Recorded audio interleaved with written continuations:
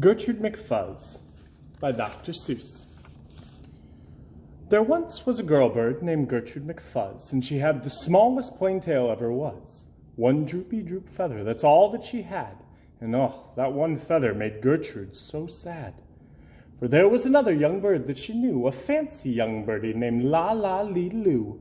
And instead of one feather behind, she had two. Poor Gertrude, whenever she happened to spy Miss ALOUD flying by in the sky, she got very jealous. She frowned and she pouted. Then one day she got awfully mad and she shouted, "This just isn't fair. I have one, she has two. I must have a tail just like ALOUD." So she flew to her uncle, a doctor named Dake, whose office was high in a tree by the lake, and she cried, "Uncle Doctor, oh please, do you know of some kind of pill that will make my tail grow?" "Tut, tut," said the doctor, "such talk, how absurd! Your tail is just right for your kind of bird." Then Gertrude had tantrums. She raised such a din that finally her uncle, the doctor, gave in, and he told her just where she could find such a pill, on a pillberry vine on the top of the hill. "Oh, thank you," chirped Gertrude, and she flew right straight to the hill where the pillberry grew.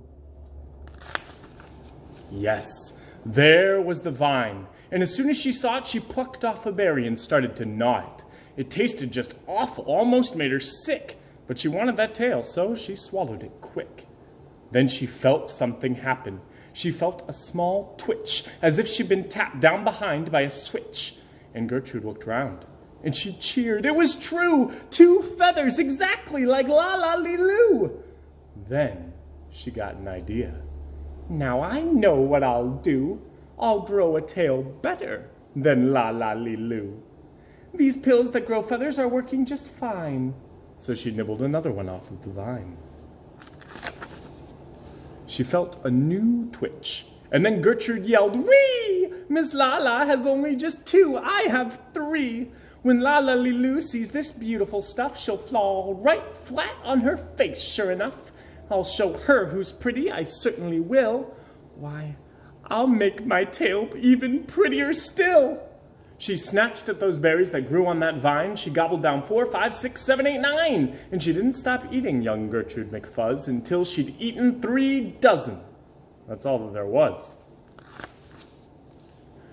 Then the feathers popped out with a zang, with a zing. They blossomed like flowers that bloom in the spring, all fit for a queen. What a sight to behold!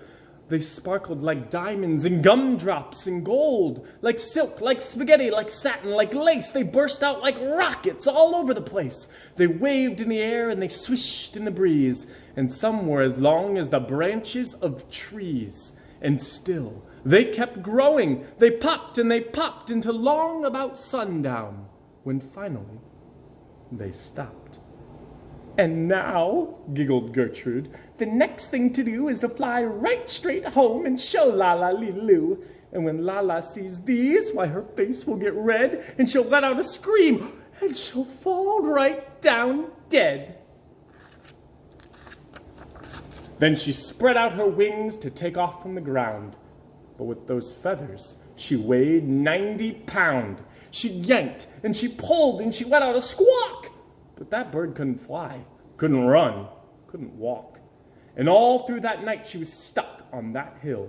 And Gertrude McFuzz might be stuck up there still if her good Uncle Dake hadn't heard the girl yelp, and he rushed to her rescue and brought along help. To lift Gertrude up almost broke all their beaks, and to fly her back home it took almost 2 weeks. And then it took almost another week more to pull out those feathers. My! Gertrude was sore. And finally, when all of the pulling was done, Gertrude behind her again had just one. That one little feather she had as a starter. But now, that's enough, because now Gertrude's smarter. The end.